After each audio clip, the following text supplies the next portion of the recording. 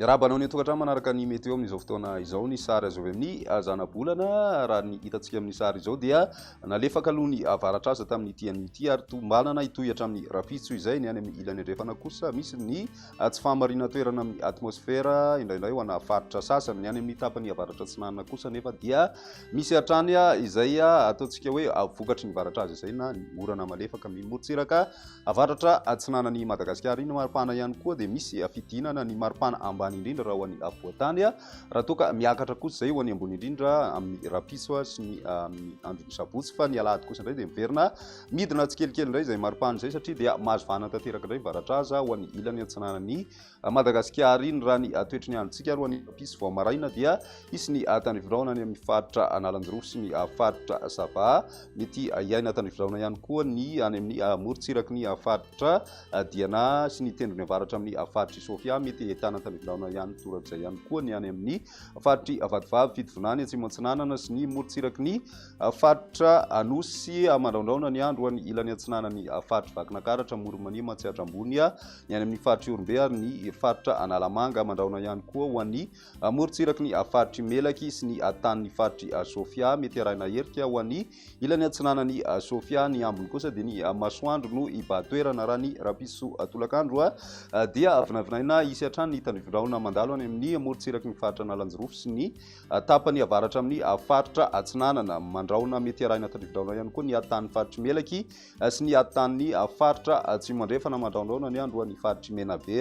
raha ny avoatany kosa any amin'ny Takariva dia mety andraondraona amin'ny ankapobeny ny ambony ny masoandro no ibatoerana raha ny maripana voavinavina amin'izay rapitso izay eo amin'ny 9 degré celsius eo ny maripana ambany indrindra hitantsika any amin'ny faritry Vakinankaratra ny ambony indrindra kosa ho an'ny avoatany mandidina ny 12 ka hatramin'ny 13 degré celsius ny any amin'ny morontsiraka atsinanany Nosy kosa dia 15 ka hatramin'ny 18 degré celsius manodidina ny 430 degré celsius kosa ny maripana ambony indrindra hitantsika any amin'ny faritry Betsiboka na any Maivatanana ny morontsiraka andrefana moa zany dia 30 ka hatramin'ny 13 degré celsius eo ny maripana amin'izay rapitso izay ny avinan'ny toetry ny andro manokana mandritry ny lalaon'ny nosy ho an'ny rapitso maraina dia mandraondraona ho an'ny tolakandro kosa misava tsikelikely zay ny maripana manodidina ny 12 ka hatramin'ny 13 degré celsius ary ny rivotra dia saika avy atsinanana hatrany manodidina ny 10 ka hatramin'ny 15 kilometatra isan'ora ny avinan'ny toetry ny andro amin'ny sabotsy kosa indray mety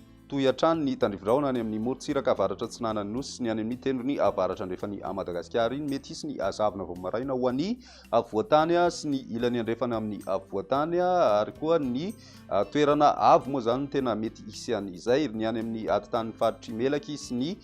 tapany avaratra amin'ny faritry Menabe kosa dia mety isy ny tandrivoraona amin'ny Takariva ny ambiny dia ny masoandro no ibatoerana raha ny maripana voavinavina amin'izay andro sabotsy izay eo amin'ny 4 degré celsius eo ny ambany indrindra zany hoe midina hatrany zay any amin'ny faritry Vakinankaratra iny manodidina ny 12 ka hatramin'ny 14 kosa ny ambony indrindra ho an'ny avoatany tsy dia miova firy ny any amin'ny ilany atsinanany Nosy akoatra ny morontsiraka avoany atsinanana izay tafidina 19 degré celsius raha ny tombatombana ho an'ny ilany andrefan'ny Madagasikara kosa dia saika mitovitovy aloha zany ho an'ny tapany avaratra andrefana sy ny any amin'ny